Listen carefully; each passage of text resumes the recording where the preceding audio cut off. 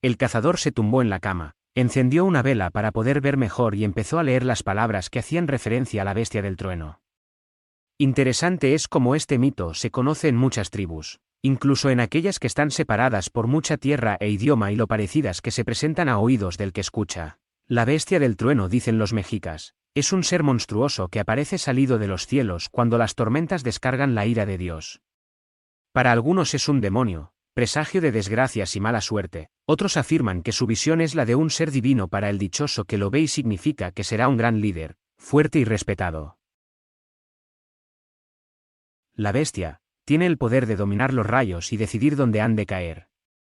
Su aspecto es confuso, según algunos indígenas es un ave similar a un gran águila, para otros, es más parecido a un reptil con alas de murciélago y otros sencillamente hablan de una sombra inconmensurable.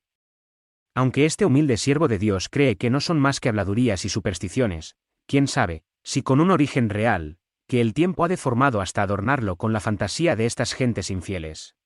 Igualmente, debo admitir que eran numerosos aquellos que decían haberlo visto. Yo mismo fui testigo, después de hablar con un jefe mexica que pudo leer en mis ojos la incredulidad hacia sus palabras, cómo ordenó a uno de sus hijos traer algo ante mi presencia. Era una pluma, de eso la duda no cabe en mi mente, tan grande como una alabarda de nuestros tercios, que puede medir 10 pies, cuyo cálamo o cañón era tan ancho como el asta de un toro bravo. La pluma era negra como el carbón con ciertos reflejos azules y su anchura podía servir perfectamente de tejado. El cazador volvió a leer el relato una vez, 2 veces, 3. Algo en su intuición le hacía pensar. ¿Qué podía haber veracidad en aquellos mitos indígenas? William Murdoch había cazado bestias de todo tipo y había explorado lugares muy remotos, tanto que probablemente nunca antes hubieran sido horadados por otras gentes con anterioridad, tierras que ni siquiera los indígenas conocían o no se habían atrevido a pisar por respeto a sus tradiciones. El cazador había visto cocodrilos tan grandes como una barcaza en las tierras de la Florida, llena de espesas junglas y manglares impenetrables que daban escondrijo a todo tipo de animales extraños. Había visto anguilas que habían matado repentinamente a hombres que se habían atrevido a cogerlas con las manos desnudas. Había visto serpientes largas y anchas como las maromas de un carguero. Esta bestia le hacía recordar aquella otra de la que había oído hablar, en boca de los indios. Los hombres gigantes peludos, en los bosques de California, seres con los que había que tener mucho cuidado si te cruzabas con ellos. El cazador nunca vio a ninguna de estas criaturas, pero no olvidó las huellas que una vez vio de estos seres, que eran el doble en tamaño a sus botas, pero que indudablemente eran de un hombre, o algo parecido por su forma, y que calculaba que su altura debía ser desmesurada, de al menos 3 metros. El cazador empezó a pensar a qué tipo de animal se estaban enfrentando los vaqueros. Las águilas no eran tan grandes, salvo la gran águila americana de cabeza blanca, pero ésta no habitaba por aquellas latitudes sino en otras más septentrionales. Tal vez un buitre, o quizá más acertado sería pensar en un cóndor, las más grandes de las aves rapaces y carroñeras, pero ni siquiera éstas podrían atacar a una vaca tal como le describió el sheriff Tucker. Tal vez una bandada de estas aves, que se hayan visto obligadas a atacar de manera inusual, por algún motivo, pensó. El cazador decidió que debía ir en persona a ver los ataques y encontrar algún tipo de rastro que le permitiera dar con el animal. Decidió ayudar al sheriff, al fin y al cabo, el dinero nunca venía mal y sobre todo cuando te pagaban tanto por hacer tu trabajo. Apagó la vela de un soplido y se durmió sumido por el cansancio. A la mañana siguiente, el cazador se levantó al alba, como solía hacer, poco después de despuntar el sol. Abrió la puerta de la cabaña para airear el ambiente, cargado por el olor a leña y a ropa sucia. Se lavó y desayunó una jarra de leche con pan untado en miel. Cuando terminó, se vistió y fue al establo a montar su caballo. Abrió la puerta y el equino se acercó a recibirle dócilmente. Le olfateó la mano y comió un terrón de azúcar que su dueño le había traído. Observó el establo y todas las cosas que tenía dentro. Miró las pieles que vendía, de las que podría tener cientos de ellas, sus revólveres, sus rifles y el arco con el que solía cazar, pues la carne conservaba mucho mejor su sabor que con la pólvora. Observó entre los cientos de objetos que tenía, todos sus cepos y trampas con los que había cazado cientos de animales. Una extraña sensación le sobresaltó y le dio a entender que nada de lo que había allí dentro iba a servir para dar caza a lo que fuera que estaba acabando con las vacas de los ganaderos. Sacó a su caballo y con trote ligero descendió la colina en dirección al pueblo de Flint. Cuando entró, le sorprendió no ver a nadie en las calles, normalmente atestadas de arrieros, vaqueros, agricultores o comerciantes que deambulaban por las calles con sus productos. Todo estaba cerrado, negocios y locales, salvo la oficina del sheriff.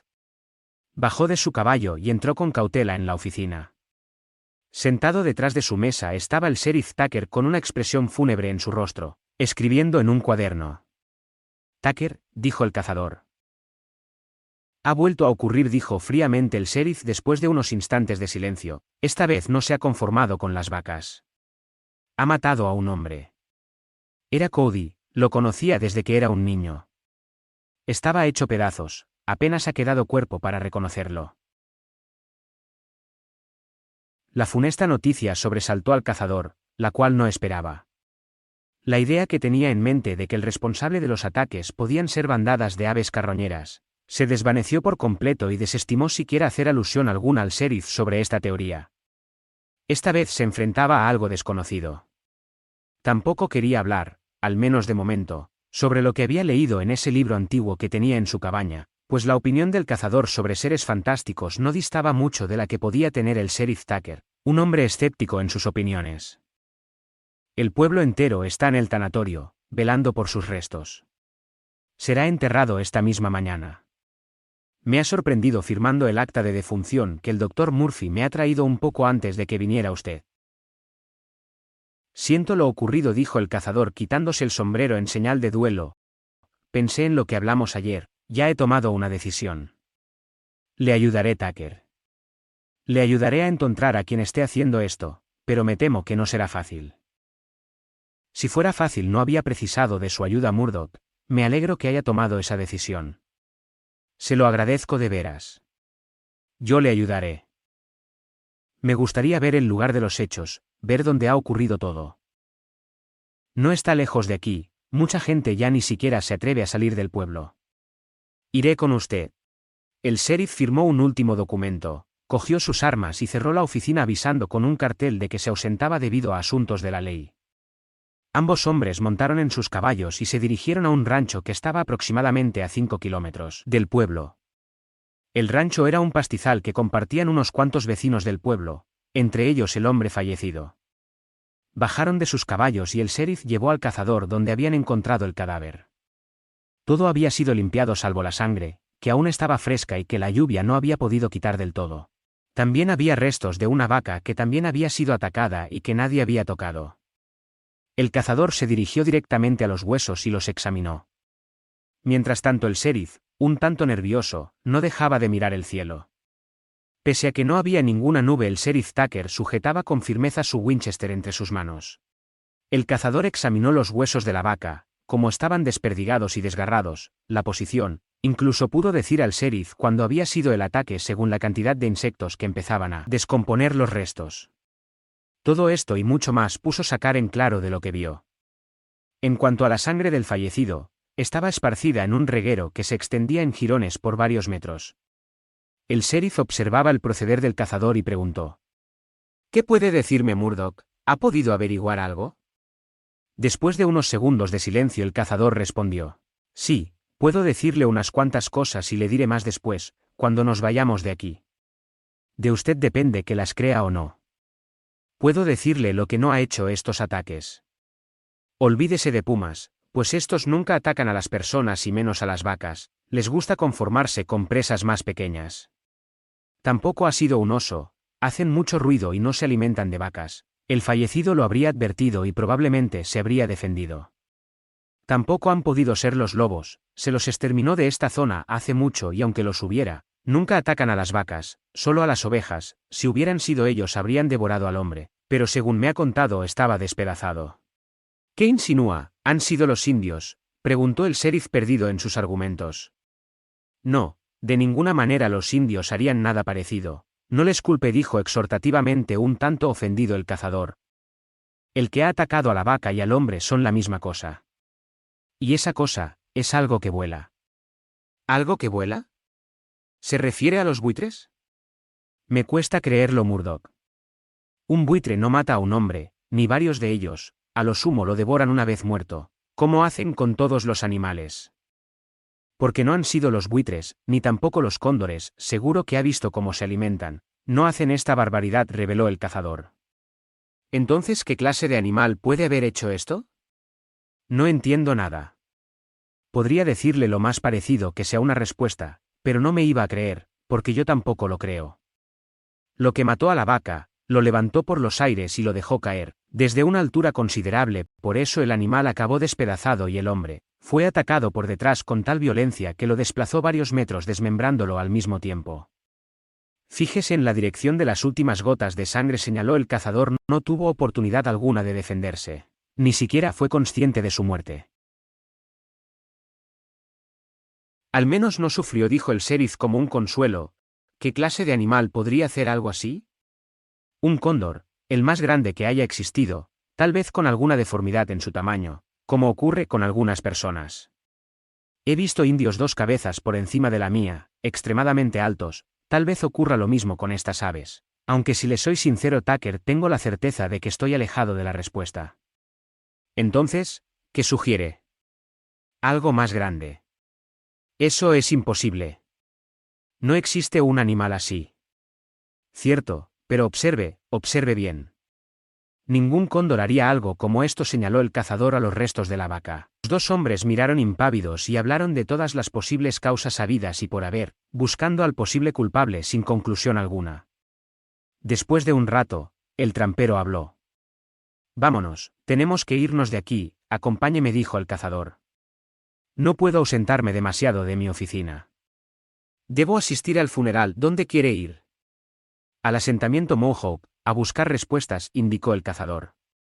¿A ver a los indios? ¿Y en qué nos pueden ayudar ellos?, replicó el sheriff con desesperación. Más de lo que usted imagina.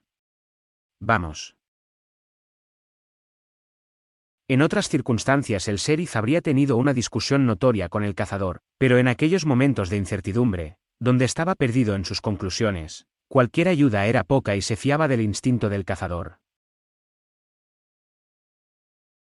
Después de galopar con sus caballos otras 3 millas, llegaron al asentamiento indio, situado en la parte baja de la montaña, ocupando un pequeño claro y el bosque, que les servía de refugio y les garantizaba su estilo de vida. Unos cuantos niños salieron sonrientes a saludarles, especialmente al cazador, y un tanto curiosos hacia el sheriff, pues no estaban acostumbrados a ver a otro hombre blanco que no fuera el cazador. Bajaron de los caballos y los dejaron junto a un árbol, pastando tranquilamente. Unas cuantas mujeres saludaron en su idioma al cazador, que respondió cortésmente, y el sheriff, haciendo un gesto con su sombrero, correspondía de igual manera.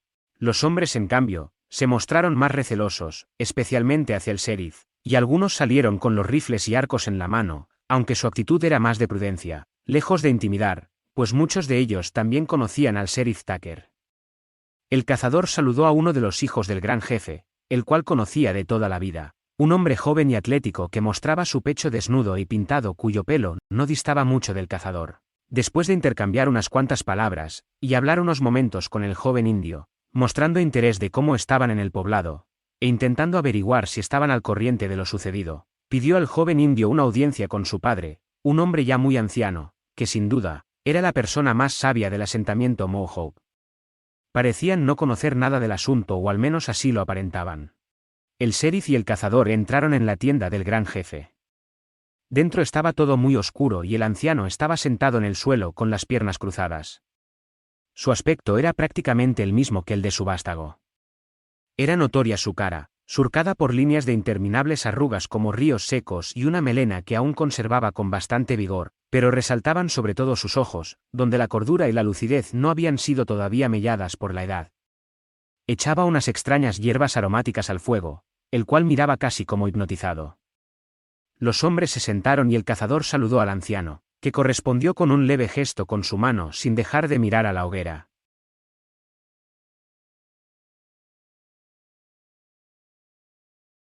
Sé, ¿por qué has venido, cazador?, dijo con un deje de voz.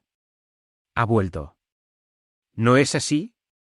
Supongo que ya se habrá enterado de lo que sucede en las colinas, que sucede con el ganado, dijo el cazador intentando aparentar no estar sorprendido. Así es. ¿Cómo lo sabe? Preguntó el sheriff, que a diferencia del cazador, no pudo ocultar su sorpresa. Me lo ha dicho el fuego, respondió el anciano. ¿Qué es lo que ha visto, gran jefe? ¿Qué es lo que se ve? Preguntó el cazador con mucho respeto, señalando a la hoguera, mientras miraba la incredulidad del sheriff por el rabillo del ojo. El mal. Respondió con rotundidad. Ha vuelto. Y no es la primera vez que viene. Hace muchas, muchas lunas, cuando yo era un niño, ya sucedió. Todavía el hombre blanco no había mancillado estas tierras, solo estábamos nosotros, y otros como nosotros. Y esto es lo que sucedió.